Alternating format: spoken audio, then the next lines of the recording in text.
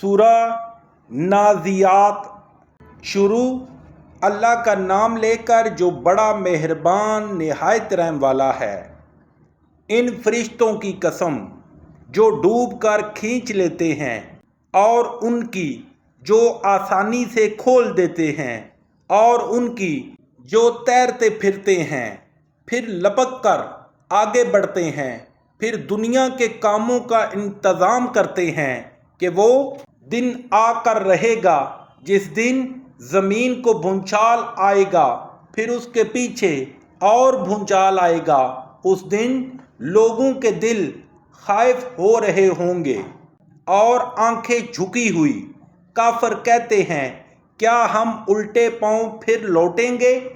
بھلا جب ہم کھوکھلی ہڈیاں ہو جائیں گے تو پھر زندہ کیے جائیں گے؟ کہتے ہیں کہ یہ لوٹنا تو موجب زیاں ہے، وہ تو صرف ایک ڈانٹ ہوگی۔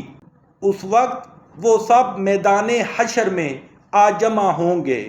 بھلا تم کو موسیٰ کی حکایت پہنچی ہے جب ان کے پروردگار نے ان کو پاک میدان یعنی طوا میں پکارا اور حکم دیا کہ فرعون کے پاس جاؤ، وہ سرکش ہو رہا ہے، اور اس سے کہو، کیا تو چاہتا ہے کہ پاک ہو جائے اور میں تجھے تیرے پروردگار کا رستہ بتاؤں تاکہ تجھ کو خوف پیدا ہو؟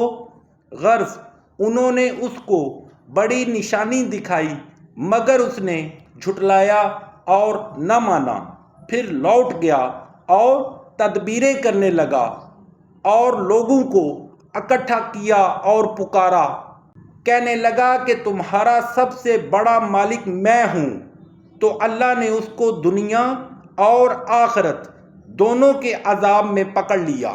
جو شخص اللہ سے ڈر رکھتا ہے اس کے لیے اس قصے میں عبرت ہے۔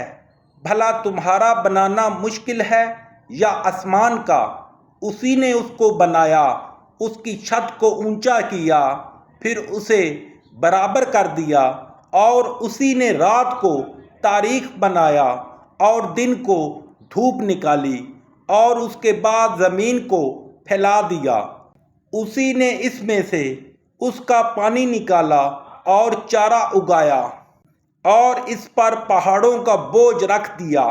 یہ سب کچھ تمہارے اور تمہارے چارپاؤں کے فائدے کے لیے کیا۔ تو جب بڑی آفت آئے گی اس دن انسان اپنے کاموں کو یاد کرے گا اور دوزخ دیکھنے والے کے سامنے نکال کر رکھ دی جائے گی۔ تو جس نے سرکشی کی اور دنیا کی زندگی کو مقدم سمجھا اس کا ٹھکانہ دوزخ ہے، اور جو اپنے پروردگار کے سامنے کھڑے ہونے سے ڈرتا اور جی کو خواہشوں سے روکتا رہا اس کا ٹھکانہ بہشت ہے۔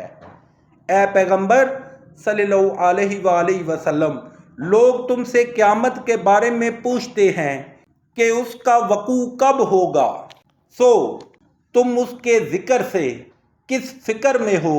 اس کا منتہا یعنی واقعہ ہونے کا وقت تمہارے پروردگار ہی کو معلوم ہے۔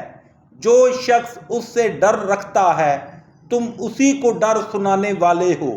جب وہ اس کو دیکھیں گے تو ایسا خیال کریں گے کہ گویا دنیا میں صرف ایک شام یا صبح رہے تھے۔